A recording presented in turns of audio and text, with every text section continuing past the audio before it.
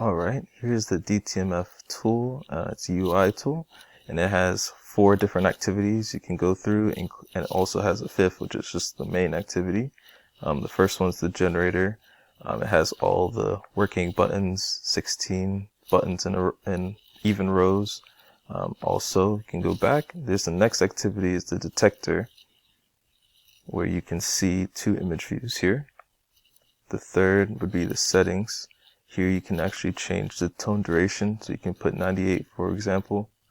Then you can go back and you can see it updates right here in the log. It updates that it's 98 and it gets passed here in the main, and you can see it's 98 milliseconds. Then finally there's the about page.